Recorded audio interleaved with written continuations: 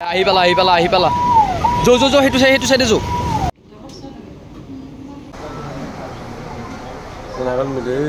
আজি আকৌ যাব ওলাইছোঁ বাইহাটা চাৰিআলি তাৰ পৰা আপোনালোকক দেখাম ক'ত যাওঁ কি কৰোঁ এতিয়া অলপমান মাত কথা দিব পৰা হৈছে মানে পিলিৰ বাইহাকে বল ঐ থাকবি থাক আহে ছাগলী চাবি হস্পিটেলৰ ফ্ৰণ্ট পালোঁ চবকে থলোঁ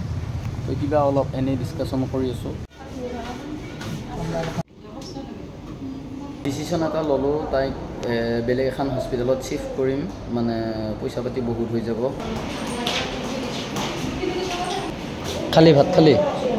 ভাত খালি অলপ লাহেকৈ এক ঠাইত যাব ক'ত যাম আমি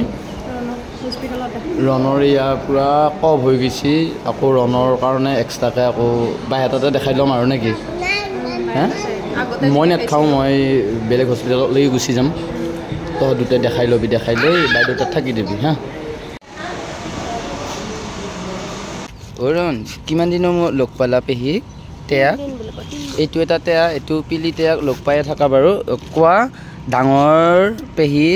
সোনকালে ভাল হোৱা এনেকৈ কোৱা বিয়া ডিষ্টাৰ্ব কৰি আছে নে হস্পিটেলখন কিছু সময়ৰ পিছত আমি এৰিমে এতিয়া ইহঁতক থৈ আহোঁ এই আলহী ঘৰত থৈ কিনে আকৌ বেলেগ এখন হস্পিটেলত চিফ্ট কৰিব লাগিব যাই থাকোঁ ভাই ন ব্ৰিজখন কেতিয়া হয় আৰু ব্ৰিজখনত টাইম লাগিব বাইহাটা চাৰিআলি বা কি যাম একদম বাইহাটা চাৰিআলিলৈকে যাম কিমান পালিনো যামটো পাইছা নেকি আমি আগত আছোঁ এই নাৰায়ণা পাওঁ হৈছোঁ ফটা পাই গ'লোঁ নাৰায়ণা হস্পিটেল এম্বুলেঞ্চ আমাতকৈ পিছত আছে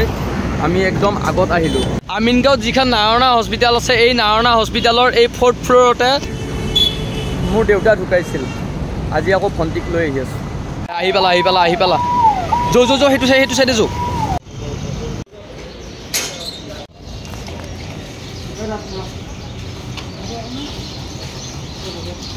পেচেণ্টৰ লগত এটাহে সোমাব দিয়ে আমি এইফালে এতিয়া বহিম আৰু গোটেইবিলাক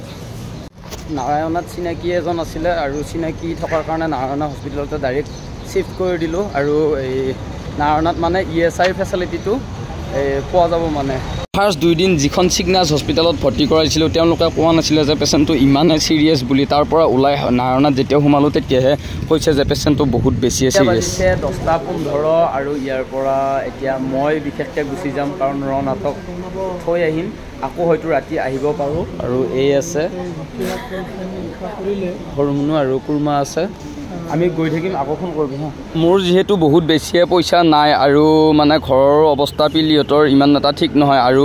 তাইৰ গিৰিয়েকৰো যিহেতু ইমান ঠিক নহয় গতিকে আপোনালোকক হেল্প খুজিছিলোঁ আপোনালোকে বহুত সহায় কৰিছে বহুত বেছিয়ে ধন্যবাদ বেলেগ মানুহৰ বাবে ছ'চিয়েল মিডিয়াত হেল্প খুজিছিলোঁ আজি নিজৰ বাবে খুজিব লগা হৈছে আৰু আপোনালোক অসমবাসীৰ ৰাইজ মোৰ লগত আছে বুলি আজি বহুত ভাল লাগিছে